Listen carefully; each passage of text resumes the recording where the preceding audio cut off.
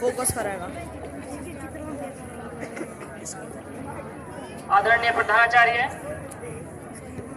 मेरे साथी शिक्षक एवं प्यारे बच्चों, आज बड़े हर्ष का विषय है कि हम आज संविधान दिवस मना रहे हैं और खुली हवा में सांस ले रहे हैं। खुली हवा में इसलिए क्योंकि भारत 200 वर्ष तक लगभग गुलाम रहा। और मैं संविधान सभा को नमन करता हूं क्योंकि उन्होंने इतने विशाल और स्थायी संविधान का निर्माण किया।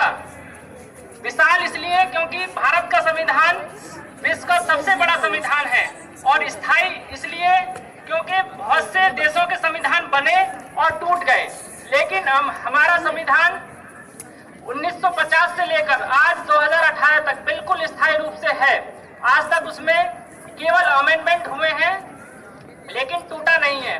जैसे हमारा पड़ोसी देश नेपाल का संविधान 4 बार बना और 4 बार टूटा, ऐसा हमारे संविधान के साथ नहीं हुआ।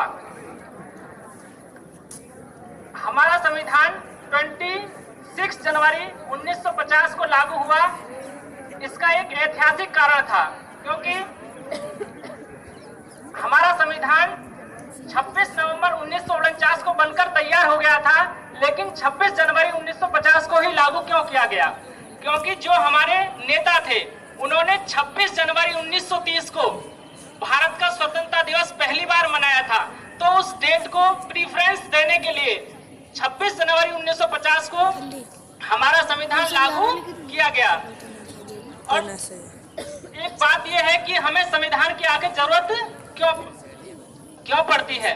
हमारे देश के हमें संविधान की आवश्यकता इसलिए पड़ती है क्योंकि हमारे नागरिकों के अधिकार क्या होंगे, राज्य के अधिकार क्या होंगे, केंद्र सरकार के अधिकार क्या होंगे, उन सभी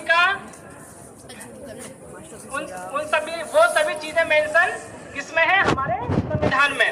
और हमारा संविधान उन सभी चीजों को अपने में समेटे हुए है जिससे भारत का प्रत्येक नागरिक अपना संपूर्ण विकास कर सके।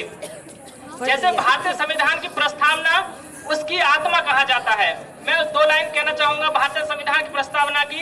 जैसे उसमें कहा गया है कि हम भारत के लोग भारत को संपूर्ण प्रभु संपन्न, समाजवादी, पंथनिरपेक्ष, लोकतांत्रिक और गणराज्य बनाएंगे, और भारत के प्रत्येक नागरिक को सामाजिक, आर्थिक और राजनीतिक न्याय देंगे। संपूर्ण प्रभु संपन्न का यह मतलब है कि हमारी सरकार जो भी कार्य करेगी अपने अनुसार करेगी, किसी विदेशी शक्ति के दबाव में आकर नहीं करेगी। समाजवादी अर्थात ये जो दबे कुचले लोग हैं, गरीब रह गए हैं, समाज की मुख्य धारा से नहीं जुड़ पाए हैं, उनको भी हम समाज की मुख्य धारा में लाएं और एक हमारा समान समाज बने।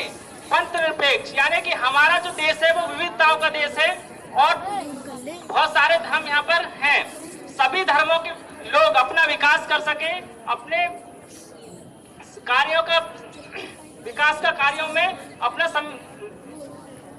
योगदान दे सके, इसलिए उन्होंने भारत को पंथनिरपेक्ष बनाया ताकि कोई भी किसी भी धर्म का व्यक्ति ये ना समझे कि हम अलग हैं।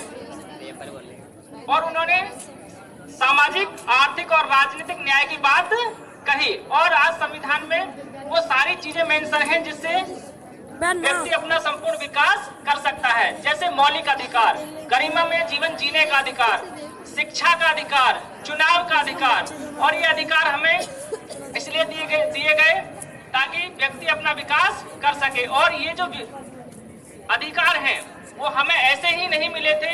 इन अधिकारों के लिए हमारे नेताओं ने आजादी के लिए लंबी लड़ाई लड़ी थी। लगभग 200 सालों तक हमारा गुलाम रहा जब हमें ये आजादी मिली और हमारा संविधान बनकर तैयार किया गया। और अंत में मैं कहना चाहूंगा, इसलिए हमें संविधान का सम्मान करना चाहिए और उसका पालन भी करना चाहिए। जय हिंद, जय भारत।